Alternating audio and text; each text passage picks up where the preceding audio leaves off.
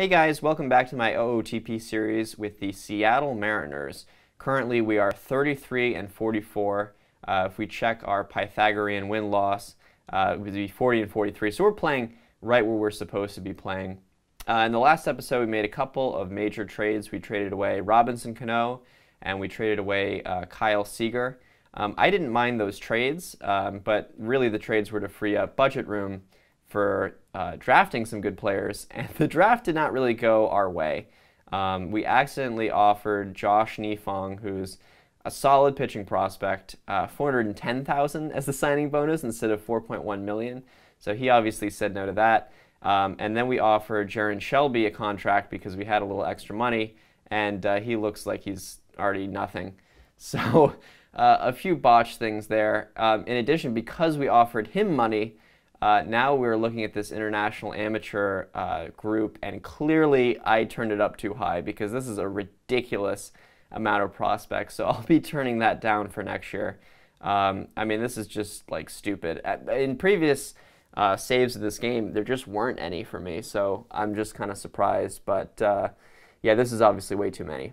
In terms of who we might sign, this Miguel Giraldo seems to be sort of the guy. I'm going to request another scouting report just sort of after our drafting fiasco where people went from 5 stars to 1 star. I want to make sure that my scout actually likes this guy. And then the other guy I sort of had my eye on was this Damian Mendoza. Now, obviously he has 3 pitches, so that's really concerning. But look at this OSA ratings. He's got 80 stuff and 80 control and 280 pitches, 65 stamina. Now, the head scout does not think that highly of him, but you know, I almost wonder if I should offer him a contract. Obviously, with the 3 pitches, I don't know that he would actually be a successful starter, but I have seen pitchers, starting pitchers that have 3 pitches that are still pretty successful. Certainly, we are trying to get a starter, and maybe that means we go after someone like Eric Pedrino, who, you know, has sort of that 4, you know, pitch repertoire, but, you know, his control is just not that high, and I know that that can be sort of a problem for starters as well. And then obviously this Zhao Lun, even though he's a 5-star guy, you know, the OSA doesn't like him and only 2 pitches. So I don't think that's really someone we're going to go after. In terms of our budget room, we've got $6 million, almost $7 million left for free agents. We might end up having to move someone. I know in previous saves I talked about moving Felix Hernandez. Yeah, we can't do that because I forgot he's had 10 years of service time and 5 of them with the same team. He's been on the Mariners his whole career. So that's not going to work. We're going to have to eat that contract, but that's fine. I mean, we're going to retire his number, etc. But, you know, with Cruz, he's still out for the concussion. I don't think it's realistic to trade him.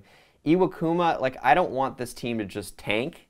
So I don't really feel like I want to trade Iwakuma. I'd sort of rather trade someone that's not as integral to this year's team. Maybe someone like Drew Smyly. I mean, he's injured, but he's only injured for 4 more days. We sort of need the money now, so maybe I will shop him around.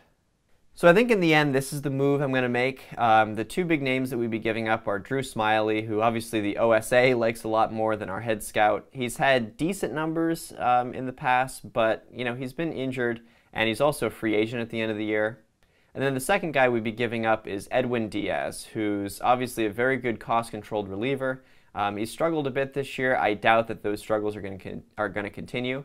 But we do get Rafael Devers, who's obviously a prime prospect. I'm not sure why the Red Sox want to do this. The other 3 guys, they're all just like 1-star potential. Like for both OSA and Head Scout, you know, no one thinks very highly of them. So I do think that we're going to complete this trade. It gives us some extra money, $3.5 million to be specific. I guess they do need some starters. It looks like people have been injured or something. They've got Joe Kelly and Stephen Wright in the rotation, so maybe that makes some sense. I don't think it makes sense to give up Devers, though. All right, so now that that's done, we're going to offer some contracts here. So the first guy that I'm going to offer a contract to is Miguel Giraldo. So, and the OSA likes him too, not as much, but, you know, there's still that contact and power ratings are there. So we're going to offer him a contract. It looks like the Padres are offering him close to 4. That's no problem, and I'm actually going to, I think, go up from this quite a bit because I'd like to sign him. That will bring us above the $5 million mark, which means, according to the rules, we will not be able to invest in another player next year. So I think we'll also offer a contract to this Victor Vargas. Only a 3-star potential. OSA hates him. That's not really a good sign, but we just don't really have the money for someone like Damian Mendoza. He's asking for more than $4 million, which brings us way over budget because of the cap rules. But I would like to sign someone else, so... Okay, so I simmed ahead a little bit. We have some bad news. Iwakuma has a torn ulnar collateral ligament and is out for 7 months. So obviously he is going to the 60-day disabled list. Yeah, if we look at our disabled list, Gallardo would be our 5th starter now, but he's also on the DL. And then we also have Hagedorn, and of course we just traded Drew Smyly. So we did pick up 2 people off of waivers. First is this Arnold Leone. He's a 1.5-star reliever, a 1-star starter. We obviously need him in the rotation right now because Iwakuma's out. And then we also picked up this Ben Taylor, who our scout just sort of likes as a future reliever. And, you know, again, he's sort of in there because we are rebuilding. In terms of the international free agents, we did sign Miguel Giraldo. That's really exciting. He's a great bat. You know, we'll see how these other tools develop. I'm not so sure about, you know, his defense, whether he's really a shortstop, but that bat would be good at first base or anywhere, really. So we also ended up signing Victor Vargas, again, a 3-star pitcher. Our scout likes him, OSA doesn't. We'll see how he pans out. And then we also simmed through the All-Star game. Andrew McCutchen had a heck of a game, apparently, and the National League All-Stars beat the American League All-Stars 9-5. We also had 2 All-Stars. First was Nick Vincent, who at the All-Star break had an ERA under 2. It's still really low at 2.17. And then our second All-Star was Jean Segura, who's just having a monster year, on pace for 25 home runs. He's hitting over 300, over 100 RBIs he's on pace for, and he'd have a WAR around 5 if he keeps this up. And then the other main storyline is we are at July 28th, and the Mariners are 53-50. So we are 12.5 games out of the division, but we're only 3 games back of that second wild card spot. So I'm not really sure what to make of that. You know, we've won 7 games in a row. I don't really know what's going on here. But yeah, if you look at the numbers, I mean, we're 5th in runs scored, we're 10th in runs against, so somehow our pitching is doing better. We are 1st in bullpen ERA. You know, if you think, you know, the team is going to make a run at the postseason, right? 53-50. How is James Paxton have an ERA of 6.2? It just doesn't make any sense.